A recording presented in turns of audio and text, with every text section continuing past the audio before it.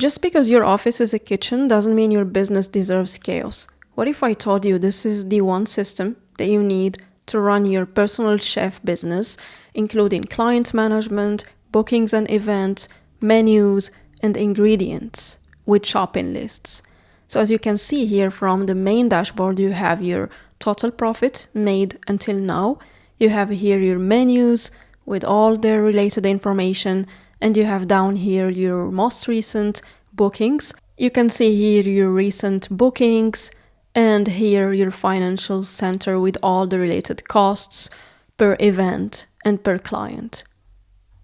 If we go to the clients, we have the table view of the clients, and then we have the locations of our clients.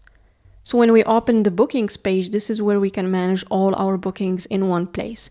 You can see the new bookings here, completed bookings here, the financial center is here, and then most importantly, we have the inquiry form, which you can just copy and paste from here and embed on your website if you have a website, or you can just share it as a link, and then people can fill it out, and then you will receive their requests directly into your digital kitchen.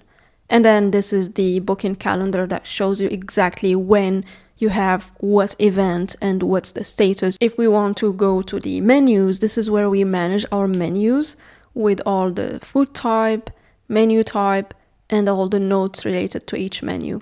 And then this is the table view of the menus and the ingredient lists, which shows you your estimated costs, actual costs, and also is links to the orders or the bookings. So this tells you exactly what you shopped for how much, and when. So this also helps you in the financial center over here for the bookings.